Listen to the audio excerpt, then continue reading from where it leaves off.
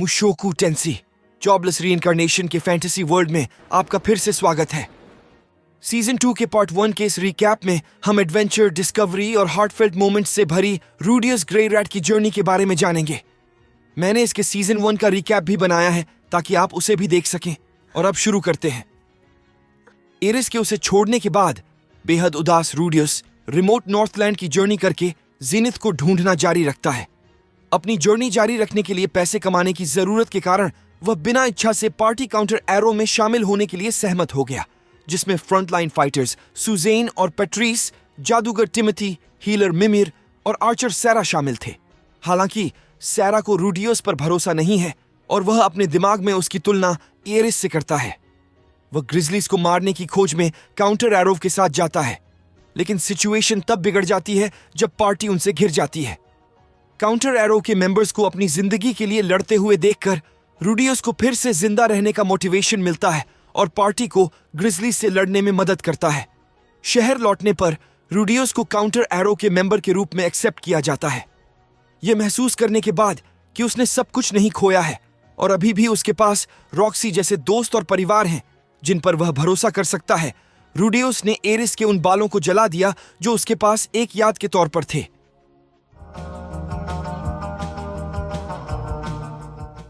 कई महीने बीत जाते हैं और रूडियस ने नॉर्थलैंड्स में अपना नाम और रेपुटेशन बनाई, यह उम्मीद करते हुए कि उसके कारनामों की खबर जेनिथ तक पहुंच जाएगी या किसी को उसके ठिकाने का पता चल जाएगा।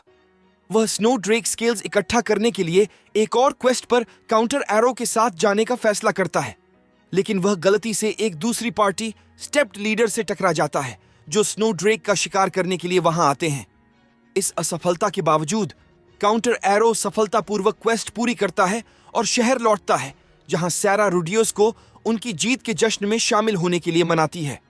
हालांकि सेलिब्रेशन के दौरान स्टेप्ड लीडर का लीडर सोल्डेट नशे में धुत होकर उनसे कुछ कहता है, जिससे पता चलता है कि रूडियस, जिसे वह बताता है कि वह अपनी असली पावर को रोक रहा है और वो उसे परेशान करता है। अगले दिन रूडियस को पता चला कि मिमिर मारा गया है और सैरा एक क्वेस्ट के दौरान लापता हो गई है, जबकि काउंटर एरो के बाकी मेंबर्स को बर्फीले तूफान के कारण पीछे हटने के लिए मजबूर होना पड़ा। रूडियस अकेले पास के जंगल में जाता है, मिमिर की बॉडी ढूंढता है और सैरा को बचाता है। सैरा और काउंटर एरो द्वारा धन्यवाद दिए जाने के बाद रूडियस को अंदर से अच्छा महसूस होता है और उसे उसके खोए हुए इमोशंस फिर से मिल जाते हैं। बचाव के बाद सैरा रूडियस के करीब आ जाती है और उसे डेट पर चलने के लिए कहने का फैसला करती है। उस रात बाद में सैरा रूडियस के साथ फ्लर्ट करती है और संकेत देती है कि वह उसके साथ सेक्स करना चाहती है। अभी मजा आएगा ना भिड़ो। दुर्भाग्य से रूडियस को पता चलता है कि वह एरेक्टल डिसफंक्शन से पीड़ित है, जिससे निराश होकर सैरा वहां से चली जाती है।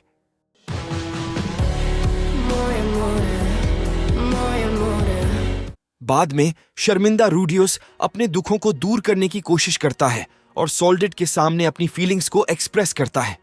सोल्डेट को लगा कि रूडियस की प्रॉब्लम्स एरिस के लिए उसकी सबकॉन्शियस फीलिंग्स से जुड़ी है। वह रूडियस की मदद करने के लिए सहमत हो गया।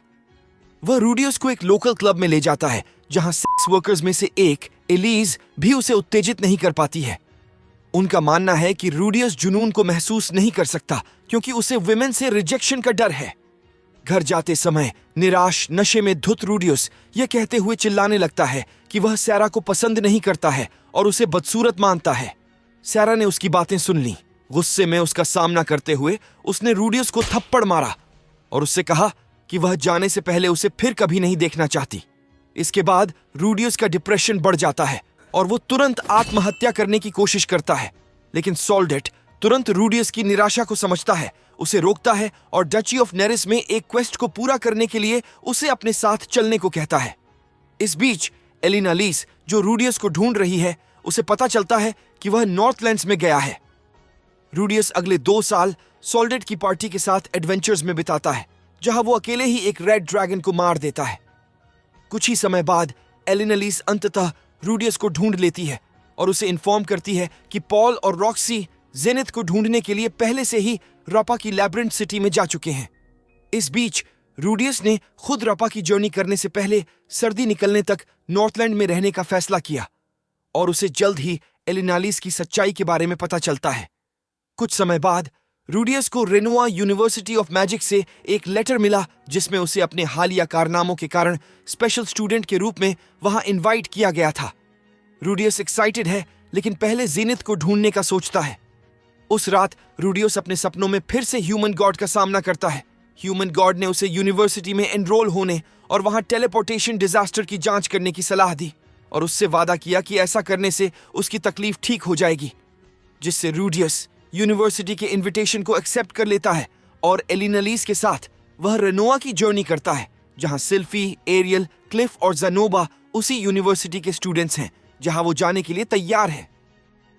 रूडियस यूनिवर्सिटी में पहुंचता है, जहां साइलेंट कास्ट स्पेल्स करने की उसकी एबिलिटी का टेस्ट एक दूसरे साइलेंट कास्टर फिट्स नाम के एक लड़के के खिलाफ एक मॉक ड्यूल में लिया जाता है, जो रूडियस को जानता है, जो असल में सिल्फी है। रूडियस आसानी से फिट्स को हरा देता है और एलिनालिस के साथ उसे एक स्टूडेंट के रूप में स्वीकार कर लिया जाता है। एरियल, जो स्टूडेंट काउंसिल की प्रेसिडेंट हैं, के भाषण में भाग लेने के बाद रूडियस अपने होमरूम क्लास में जाता है।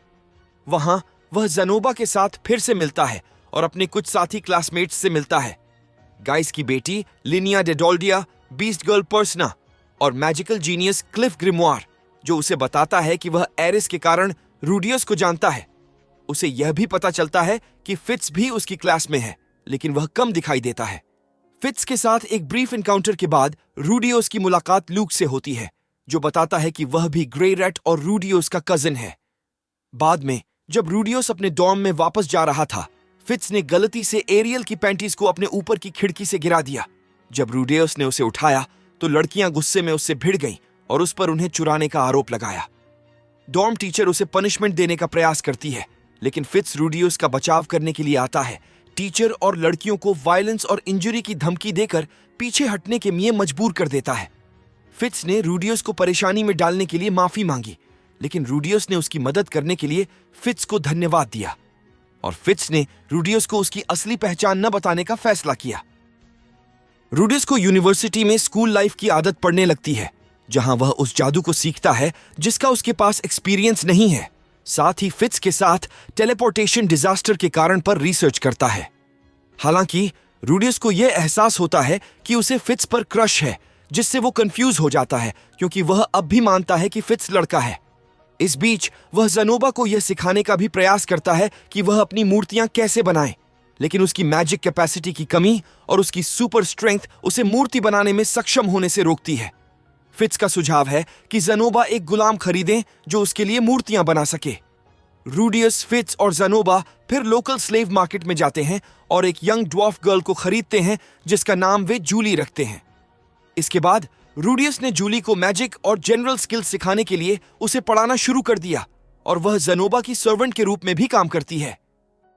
जैसे ही सिल्फी को अपने जीवन में रूडियस के साथ स्कूल लाइफ की आदत हो जाती है, उसे एहसास होता है कि उसके मन में रूडियस के लिए रोमांटिक फीलिंग्स हैं। ज़नोबा द्वारा जूली को खरीदने के 1 महीने बाद रूडियस उसे बेसिक मैजिक के साथ साथ बिना किसी मंत्र के जादू करना सिखाने में सक्षम हो गया है।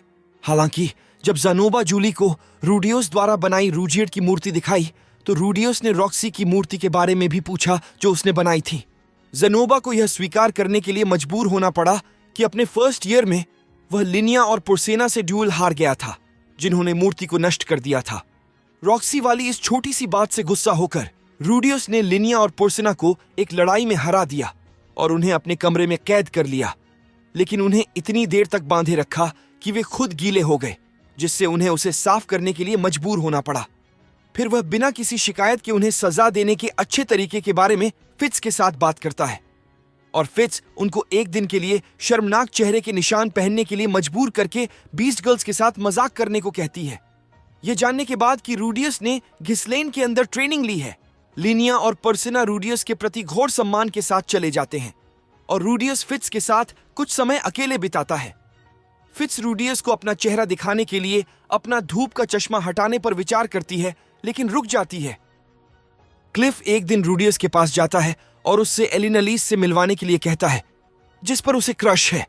रूडियस उसके इंट्रोडक्शन के साथ आगे बढ़ता है, लेकिन एलिनालिस निजी तौर पर उसे कर्स की याद दिलाती है जो उसे पुरुषों के साथ सोने के लिए मजबूर करता है। और अगर वह एक ही साथी के प्रति समर्पित होगी तो वह पूरा नहीं होगा। रूडियस उसे क्लिफ की फीलिंग्स को ठुकराने की सलाह देता है, लेकिन अगले दिन वह यह देखकर हैरान रह जाता है कि वह और क्लिफ दोनों एक जेन्युइन रिलेशनशिप में हैं। क्लिफ ने कर्स को हटाने का रास्ता खोजने का वादा किया है।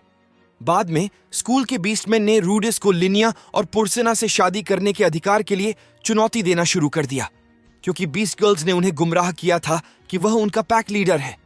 हालांकि सभी बीस्टमैन किशरिका के मंगेतर डीमन किंग बॉडीगार्डी से हार गए हैं, जो किशरिका की प्रशंसा सुनने के बाद रूडियस को ड्यूल के लिए चुनौती देता है। रूडियस ने अपने पहले हमले में बॉडीगार्डी को घायल करके डीमन किंग को हार मानने के लिए मनाकर ड्यूल जीत लिया। जब सर्दी आती है, रूडियस और उसके क्लासमेट्स हैरान हो जाते हैं जब उन्हें पता चलता है कि बॉडीगार्डी ने यूनिवर्सिटी में एनरोल किया और उनकी क्लास में शामिल हो गया है। फिट्स रूडियस को अपनी असली पहचान बताना चाहती है, लेकिन उसे डर है कि शायद वह उसे भूल गया है। एरियल के अप्रूवल से वह प्रोत्साहित हो जाती है। इस बीच रूडियस ने टेलीपोर्टेशन की पढ़ाई जारी रखी और मैजिक को करने में कई समानताएं देखी। फिट्स ने रूडियस को एक समनिंग स्पेशलिस्ट साइलेंट 7 स्टार से कंसल्ट करने को कहा, लेकिन वो यह जानकर हैरान हो गया कि यह नाना होशी है और ओर्स्टेड के हाथों अपनी मौत के ट्रॉमा से उबरने के बाद बेहोश हो गया।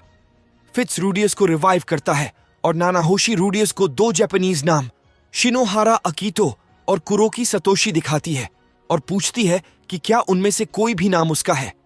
रूडियस नामों को नहीं पहचान पाता है और उसे पता चलता है कि नाना होशी उसकी ही दुनिया की एक इंसान है। नाना होशी ने अपना मास्क हटा दिया और फॉर्मली अपना इंट्रोडक्शन नाना होशी शिजुका के रूप में दिया, और रूडियस ने नोट किया कि वह उस हाई स्कूल की लड़की से मिलती जुलती है जिसे बचाने के प्रयास में वह मर गया था। हालांकि नाना होशी अपनी दुनिया में वापस जाने का रास्ता खोजना चाहती है, जबकि रूडियस यही रुकना चाहता है। वह बताती हैं कि रूडियस के विपरीत, जिसका एक बच्चे के रूप में पुनर्जन्म हुआ था, उसे 5 साल पहले फैंटेसी वर्ल्ड में बुलाया गया था। हालांकि वह तब से बूढ़ी नहीं हुई है। जहां ओर्स्टेड ने उसे ढूंढा और उसका ध्यान रखा, और वह तब से समनिंग मैजिक के बारे में पढ़ रही है। हालांकि उसके पास मैना कैपेसिटी की कमी है और वह खुद जादू नहीं कर सकती। वह रूडियस के साथ एक डील करती है जहां रूडियस टेलीपोर्टेशन के बारे में उसके ज्ञान के बदले में उसके एक्सपेरिमेंट्स में मदद करने के लिए अपने मैना को यूज करेगा। वह आगे बताती है कि मैस टेलीपोर्टेशन डिजास्टर शायद जादू का एक साइड इफेक्ट था जिसने उसे फैंटेसी वर्ल्ड में बुलाया। वापस जाते समय फिट्स को यह सुनकर खुशी हुई कि रूडियस के मन में नाना होशी के लिए कोई रोमांटिक फीलिंग्स नहीं है। फिट्स को इस बात से जलन होती रहती है कि रूडियस अपना ज्यादातर समय नाना होशी के एक्सपेरिमेंट्स में हेल्प करने में बिताता है, लेकिन वह अपनी पहचान उसके सामने लाने से बहुत डरता है। यूनिवर्सिटी में एनरोल करने के 1 साल बाद रूडियस ने देखा कि फिट्स, लिनिया, पुरसेना और बॉडीगार्डी को हराकर उसने जो रेपुटेशन हासिल की थी, उसके कारण बाकी स्टूडेंट्स उससे डरते हैं और उसने लीडर की भूमिका निभाने के सुझाव को ठुकरा दिया। बाद में उसे सोल्डेट से एक क्लैन रियूनियन में भाग लेने का इनविटेशन मिलता है। शहर और लाइब्रेरी में फिट्स से दोबारा मिलने के बाद रूडियस को एहसास हुआ कि फिट्स के लिए उसके मन में रोमांटिक फीलिंग्स हैं और उसे शक होने लगा कि फिट्स लड़का है। लाइब्रेरी में एक मीटिंग के दौरान फिट्स गलती से रूडियस के ऊपर गिर जाता है और रूडियस कंफर्म करता है कि वह वास्तव में लड़की है। फिट्स शर्मिंदगी में भाग जाता है और रूडियस को एहसास होता है कि एक ब्रीफ मोमेंट के लिए उसे इरेक्शन महसूस हुआ। फिट्स के असली जेंडर को जानने और यह जानने के बाद कि उसके पास उसकी प्रॉब्लम को ठीक करने का सोल्यूशन है, रूडियस ने उसके साथ रिलेशनशिप शुरू करने का फैसला किया। फिट्स का सीक्रेट रूडियस को पता चलने के बाद एरियल उस पर अपनी पहचान रिवील करने के लिए दबाव डालती है। हालांकि फिट्स अभी भी श्योर नहीं है कि क्या रूडियस उसे सिल्फी के रूप में याद करता है, इसलिए एरियल और लूक रूडियस की याददाश्त को बढ़ाने में मदद करने के लिए एक प्लान तैयार करते हैं। बाद में फिट्स ने रूडियस को सर्दियों के बीच होने के बावजूद जंगल में एक रेयर फ्लावर को इकट्ठा करने के लिए अपने साथ आने को कहा। रूडियस सहमत हो जाता है और वो दोनों जंगल में जर्नी करते हैं। इसके बाद फिट्स ने बारिश कराने के लिए चुपके से एक जादू किया, जिससे वह और रूडियस भीगते हुए एक गुफा के अंदर चले जाते हैं। रूडियस हाइपोथर्मिया से बचने के लिए अपने गीले कपड़े उतार देता है और फिट्स को भी ऐसा करने की सलाह देता है, लेकिन फिट्स इस बात पर जोर देता है कि रूडियस उसके कपड़े उतार दे। रूडियस उसे देखता है और उसे सिल्फी के रूप में पहचानता है, जिससे उसे काफी राहत मिली। अब रूडियस के साथ ठीक से जुड़कर सिल्फी ने स्वीकार किया कि उसे उससे प्यार हो गया है। रूडियस स्वीकार करता है कि वह भी सिल्फी से प्यार करता है, लेकिन उसे निराशा हुई कि वह उससे प्यार नहीं कर सकता क्योंकि उसकी प्रॉब्लम अभी भी पूरी तरह से ठीक नहीं हुई है। सिल्फी एरियल और लूक को वापस रिपोर्ट करती है। लूक रूडियस के प्रति सहानुभूति के कारण सिल्फी को उसकी प्रॉब्लम का सोल्यूशन ढूंढने में मदद करने के लिए सहमत हो जाता है। लूक सिल्फी को एक रेयर और पावरफुल एफ्रोडाइजिक देता है जो रूडियस की प्रॉब्लम को काउंटर करेगा, जबकि आरियल उसे कैसे आकर्षित किया जाए इस पर कुछ सलाह देती है। उस रात बाद में सिल्फी रूडेउस से मिलती है और वे दोनों एफ्रोडाइजियक को लेते हैं जो उन्हें प्यार करने के लिए प्रेरित करने में मदद करता है।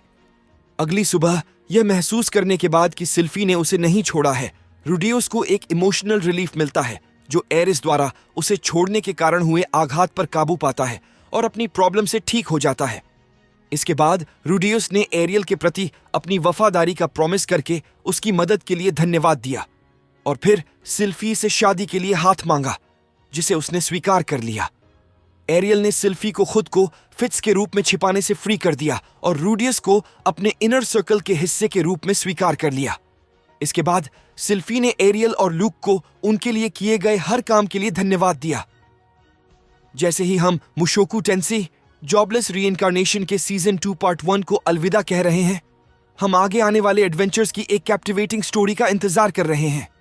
मैं रूडियस की जर्नी के और भी एक्साइटिंग ट्विस्ट और टर्न्स के लिए बने रहें और तब तक मुशोकु टेंसे का जादू आपके दिलों में बना रहे।